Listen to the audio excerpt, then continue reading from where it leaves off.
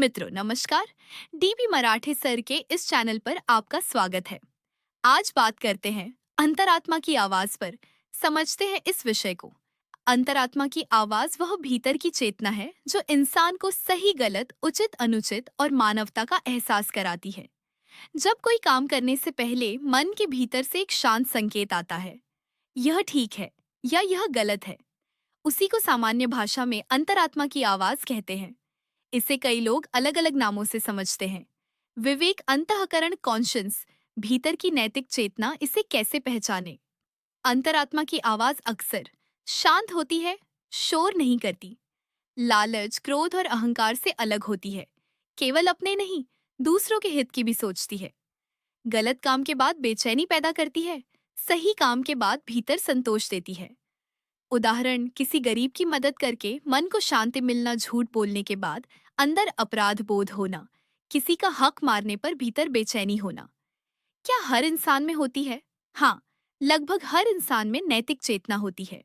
लेकिन स्वार्थ, भय, लालच, लगातार गलत आदतें, इनसे उसकी आवाज दब सकती है। अंतरात्मा और मन में फर्क। मन कई इच्छाएं पैदा करता है, सुख, क्रोध, डर, लालच। लेकिन अंतरात्मा उन इच्छाओं को परखती है। इसे ऐसे समझ सकते हैं, मन कहे फायदा है कर लो, अंतरात्मा कहे गलत तरीके से मत करो। क्या अंतरात्मा हमेशा सही होती है? अंतरात्मा की शुद्धता इंसान के संस्कार, ज्ञान और सदाचार पर भी निर्भर करती है। इसीलिए शिक्षा, अच्छे विचार, सत्य, करुणा, आत्मचिंतन, इनसे अंतरात्मा अधिक स्पष्ट होती जाती है। भारतीय दर्शन में इसे आत्मजागृति और विवेक से जोड़ा गया है। महात्मा गांधी ने कहा था कि सत्य की पहचान भीतर की आवाज से होती है, लेकिन उस आवाज को शुद्ध रखने के लिए आत्म अनुशासन जरूरी है। सदाचारी व्यक्ति की अंतरात्मा सामान्यतः उसे ऐसे मार्ग की ओर प्रेरित करती है जिसमें सत्य, करुणा, न्याय और मानवता हो। उसकी भीतर की आवाज केवल मुझे क्या मिलेगा नहीं पूछती, बल्कि यह भी पूछती है, क्या यह सही है?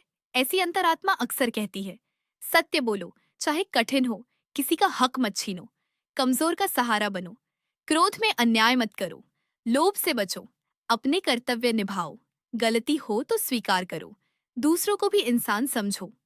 सदाचारी व्यक्ति की पहचान यह नहीं कि वो कभी गलती नहीं करता, बल्कि ये है कि गलती होने पर उसकी अंतरात्मा उसे चैन से बैठने नहीं देती।